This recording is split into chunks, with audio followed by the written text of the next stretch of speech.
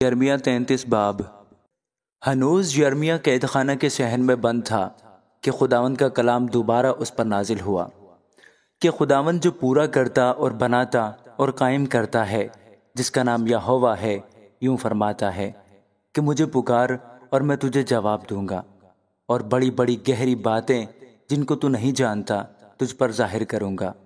کیونکہ خداوند اسرائیل کا خدا اس شہر کے گھروں کی بابت اور شاہان یہودا کے گھروں کی بابت جو دمدموں اور تلوار کے باعث گرا دیے گئے ہیں، یوں فرماتا ہے کہ وہ کسدیوں سے لڑنے آئے ہیں اور ان کو آدمیوں کی لاشوں سے بھریں گے، جن کو میں نے اپنے قہر و غضب سے قتل کیا ہے، اور جن کی تمام شرارت کے سبب سے میں نے اس شہر سے اپنا منہ چھپایا ہے۔ دیکھ، میں اسے صحت و تندرستی بخشوں گا، میں ان کو شفا دوں گا اور امن و سلامت کی کثرت ان پر ظاہر کروں گا، اور میں یہودا اور اسرائیل کو اسیری سے واپس لاؤں گا اور ان کو پہلے کی طرح بناؤں گا،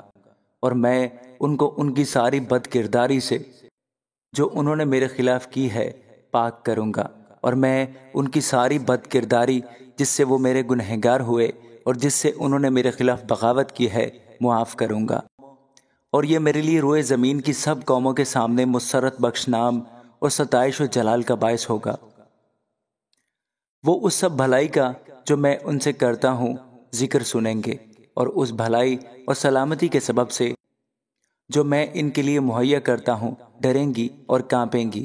خداوند یوں فرماتا ہے کہ اس مقام میں جس کی بابت تم کہتے ہو کہ ویران ہے، وہاں نہ انسان ہے نہ حیوان، یعنی یہودا کے شہروں میں اور یروشلم کے بازاروں میں جو ویران ہے، جہاں نہ انسان ہے نہ باشندے نہ حیوان، خوشی اور شادمانی کی آواز، دلہے اور دلہن کی آواز، اور ان کی آواز سنی جائے گی جو کہتے ہیں رب الفاظ کی ستائش کرو، کیونکہ خداوند بھلا ہے اور اس کی شفقت ابدی ہے۔ ہاں، ان کی آواز جو خداوند کے گھر میں شکر گزاری کی قربانی لائیں گے، کیونکہ خداوند فرماتا ہے میں اس ملک کے اسیروں کو واپس لا کر بحال کروں گا۔ رب الفاظ یوں فرماتا ہے کہ اس ویران جگہ اور اس کے سب شہروں میں جہاں نہ انسان ہے نہ حیوان، پھر چرواہوں کے رہنے کے مکان ہوں گے جو اپنے گلوں کو بٹھائیں گے، کوہستان کے شہروں میں اور وادی کے اور جنوب کے شہروں میں اور بنیامین کے علاقے میں اور یروشلم کی نواحی میں اور یہودا کے شہروں میں، پھر گلے گننے والے کے ہاتھ کے نیچے سے گزریں گے۔ خداوند فرماتا ہے دیکھ، وہ دن آتے ہیں، خداوند فرماتا ہے کہ وہ نیک بات جو میں نے اسرائیل کے گھرانے اور یہودا کے گھرانے کے حق میں فرمائی ہے پوری کروں گا۔ انہی ایام میں اور اسی وقت میں داؤد کے لیے صداقت کی شاخ پیدا کروں گا، اور وہ ملک میں عدالت و صداقت سے عمل کرے گا۔ ان دنوں میں یہودا نجات پائے گا اور یروشلم سلامتی سے سکونت کرے گا، اور خداوند ہماری صداقت اس کا نام ہوگا، کیونکہ خداوند یوں فرماتا ہے کہ اسرائیل کے گھرانے کے تخت پر بیٹھنے کے لیے داؤد کو کبھی آدمی کی کمی نہ ہوگی، اور نہ لاوی کاہنوں کو آدمیوں کی کمی ہوگی جو میرے حضور سوختنی قربانیاں گزرانے اور ہدیے چڑھائیں اور ہمیشہ قربانی کریں۔ پھر خداوند کا کلام یرمیہ پر نازل ہوا۔ خداوند یوں فرماتا ہے کہ اگر تم میرا وہ عہد جو میں نے دن سے اور رات سے کیا توڑ سکو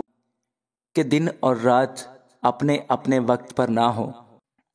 تو میرا وہ عہد بھی جو میں نے اپنے خادم داؤد سے کیا ٹوٹ سکتا ہے کہ اس کے تخت پر بادشاہی کرنے کو بیٹا نہ ہو، اور وہ عہد بھی جو اپنے خدمت گزار لاوی کاہنوں سے کیا، جیسے اجرام فلک بے شمار ہے اور سمندر کی ریت بے اندازہ ہے، ویسے ہی میں اپنے بندہ داؤد کی نسل کو اور لاویوں کو جو میری خدمت کرتے ہیں فراوانی بخشوں گا۔ پھر خداوند کا کلام یرمیہ پر نازل ہوا کہ کیا تو نہیں دیکھتا کہ یہ لوگ کیا کہتے ہیں کہ جن دو گھرانوں کو خداوند نے چنا ان کو اس نے رد کر دیا، یوں وہ میرے لوگوں کو حقیر جانتے ہیں کہ گویا ان کے نزدیک وہ قوم ہی نہیں رہے۔ خداوند یوں فرماتا ہے کہ اگر دن اور رات کے ساتھ میرا عہد نہ ہو،